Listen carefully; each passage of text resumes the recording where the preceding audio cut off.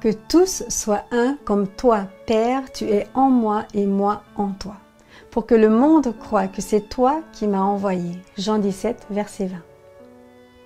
Comme le corps est un, tout en ayant une multitude de parties, et comme toutes les parties du corps, en dépit de leur multitude, ne sont qu'un seul corps, ainsi en est-il du Christ.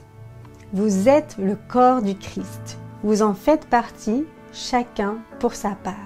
1 Corinthiens 12, versets 12 et 22.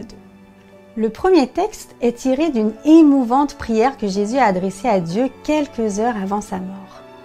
Au cœur même de cette prière, il y a ce désir du Maître de voir ses disciples vivre l'aventure de l'unité. Or, cette prière adressée pourtant à Dieu dépend de notre volonté et attend toujours notre exaucement. Comme il est triste de voir des frères en humanité et dans la foi se diviser, se déchirer ou même se tuer parfois au nom de ce Dieu qui ne cesse de contempler dans les larmes cette prière d'unité bafouée par nos querelles. La désunion entre ceux qui se réclament du même maître est le pire scandale qui soit, car elle devient un obstacle pour tous ceux qui contemplent ce triste paysage morcelé. Qu'il est difficile de s'ouvrir à un Dieu d'amour lorsque le témoignage de ceux qui se disent ses disciples crie avec des accents de rivalité, de mépris, voire de haine. L'autre texte de l'apôtre Paul est une invitation à envisager l'unité dans le respect de la diversité. Unité n'est pas uniformité. Si le corps n'était qu'un œil, ce serait une monstruosité, à l'image de ces tableaux de Jérôme Bosch qui font froid dans le dos.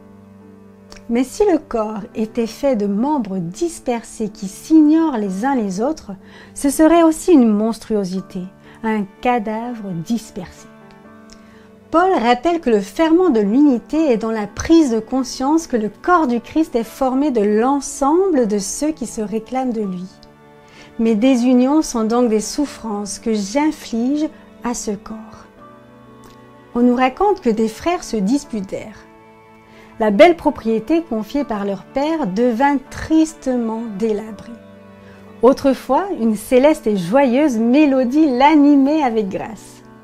Depuis, des cris d'arrogance avaient remplacé les chants. Des arbres aux branches noueuses furent plantés pour délimiter les territoires de chacun. Les héritiers, au fil des ans, continuèrent d'alimenter la discorde, par conviction, par tradition ou par habitude. Un jour, un rossignol se posa sur la plus robuste branche du lieu, celle qui était devenue le symbole même de la discorde. Le rossignol se mit alors à chanter l'antique mélodie avec une douceur telle que seuls quelques enfants l'entendirent. À leur tour, ils commencèrent à la fredonner. Pour chaque note qui montait au ciel, un flocon de neige descendait sur terre. Les arbres de la propriété furent revêtus d'une grande robe de mariée. Une nuit, une colombe et un corbeau observèrent cet étrange spectacle. Ce corbeau dit « C'est quoi un flocon de neige ?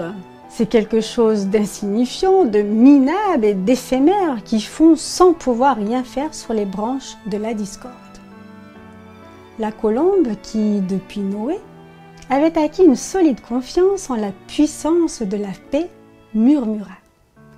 Je me souviens d'une nuit où, jusqu'à l'aube, j'avais compté des flocons de neige qui tombaient sur une grosse branche.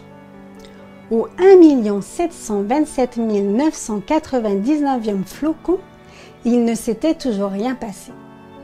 Mais quand le 1 728 000e flocon se posa sur la robuste branche, elle se cassa.